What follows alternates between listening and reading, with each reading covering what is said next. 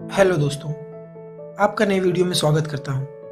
दोस्तों, आज की इस भागम भाग से भरी हुई दुनिया में हर कोई बस दौड़ता भागता अपना जीवन बिता रहा है। लेकिन दोस्तों, अरबों से भरी हुई पृथ्वी पर केवल कुछ लोग ही ऐसे हैं जिन्होंने अपने जीवन में सफलता प्राप्त की है और एक अच्छी जिंदगी व्यतीत कर रहे हैं। मित्रों, क्या आप कभी ये नहीं सोचते कि ऐसा क्या है उन लोगों में जो हम में नहीं है, जिसके कारण वे सफल व्यक्तियों की लिस्ट में आते हैं और हम बस अपनी जिंदगी संघर्ष करते हुए गुजार देते हैं। अक्सर हमारे बड़े बुजुर्ग हमें कहते हैं कि सफलता केवल मेहनत करने से ही प्राप्त हो सकती है। निसंदेह, जो कि सच बात है। लेकिन दोस्तों, आज के इस कंपटीशन और चुनौतियों से भरी हुई दुनिया में भला कौन मेहनत नहीं कर रहा है। हर व्यक्ति जी तोड़ मेहनत करके अपना जीवन काट रहा है, लेकिन फिर भी भारी संख्या में लोग अपना जीवन चुनौतियों से लड़ते हुए गुजार देते हैं और कभी सफल नहीं हो पाते।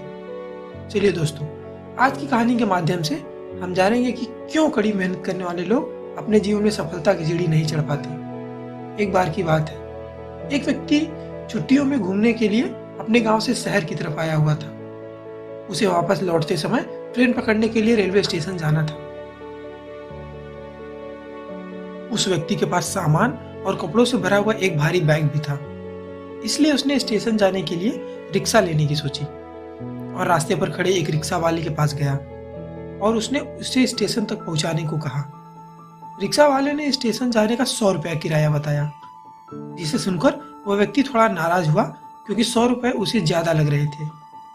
उसने किराया कम करने के लिए कहा तो रिक्शे वाले ने साफ इनकार कर दिया। इसलिए नाराज होकर उसने पैदल ही सफर करने की तय की और बैग को कंधे पर लेकर चल पड़ा। गर्मियों का दिन और कड़ी धूप के कारण वो बहुत थक गया। कंधे पर बोझ होने के कारण अब उसका चलना भी बहुत मुश्किल हो गया था। काफी दूर जाने के बाद वो बिल्कुल ही थक गया और जमीन पर बैठ गया और तब उसने देखा कि वही रिक्शा वाला वहां से गुजर रहा है जिसने उसे ले जाने से मना कर दिया था। व्यक्ति थक हार कर उस रिक्शा वाले के पास गया और कहा, अरे अब तो स्टेशन तक पहुंचा दो, आधे से ज्यादा रास्ता तो मैं पैदल ही चल आया। लेकिन इस बार रिक्शा वाले ने 200 रुपए मांगे। रिक्शा वाले की यह बात सुनकर उस व्यक्ति को बहुत गुस्सा आ गया और वो रिक्शा चालक को भला बुरा कहने लगा और कहा कि उस समय तुम्हारे रिक्शा पर नहीं बैठा, इसलिए भाव खा रहे हो। ये सुनकर रिक्शा वाले ने बड़े ही सहज और विनम्र भाव से कहा, अरे साहब, मैं भला भाव क्यों खाऊंगा? आप तो मेरे कस्टमर हैं और कस्टमर तो भगवान का रूप होते हैं। मैं तो बस अपना किराया ही मांग रहा हूँ। ये बात सुनकर व्यक्ति झुंझलाता हुआ बोला, लेकिन मुझे ये समझ नहीं आ रहा कि तुम दुगना किराया क्यों मांग रहे हो। तब रिक्शा वाले ने कहा, साहब, आप रेलवे स्टेशन जाने के बजाय स्टेशन की विपरीत दिशा में उससे दुगनी दूरी पर आ गए हैं, जिसकी वजह से मैं दुगना किराया मांग रहा हूँ, क्योंकि यहाँ से स्टेशन का उतना ही किराया होता है। तब जाकर उस व्यक्ति को अपनी गलती का एहसास हुआ और आखिरकार वह दुगना किराया देकर स्टेशन पर गया। दोस्तों, हमारी भी आज के समय में यही स्थिति है। आज हर कोई मेहनत तो करता ही है, लेकिन उसकी असफलता का केवल यह कारण है कि उसकी मेहनत सही दिशा में नहीं हो रही होती। फ्रेंड, सबसे पहले हमें ये निर्धारित करना चाहिए कि हमें क्या करना है।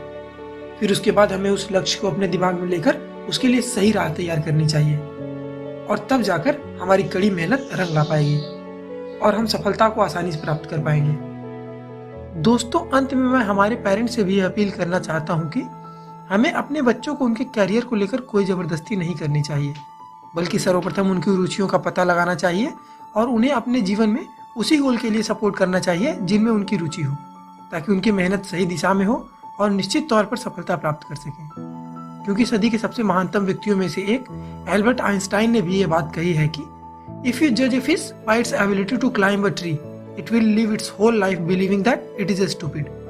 अर्थात अगर आप एक मछली को उसकी पेड़ पर चढ़ने की क्षमता पर आंकेंगे तो वो पूरी जिंदगी ये विश्वास करते हुए बिता देगी कि वो एक बेवकूफ है, अर्थात वो कभी सफल नहीं हो पाएगी। दोस्तों, आशा करता हूँ कि आज की कहानी आपको बेहद पसंद आई होगी और आपने इस वीडियो से बहुत कुछ सीखा भी होगा। दोस्तों, हमारी आपसे गुजारिश है कि आप इस वीडियो को जरूर शेयर करें ताकि हम और आप मिलकर लोगों को मोटिवेट कर सकें और निराश लोगों के जीवन में दोबारा आशा की किरण जागरूक कर सकें। और अगर आपको हमारी वीडियोस अच्छी लगती हैं तो सब्सक्राइब का बटन दबाकर हमारा भी मनोबल बढ़ाएं। चलिए दोस्तों, मिलता हूँ आपसे अगले वीडियो में। तब तक के लिए नमस्कार, जय हिंद।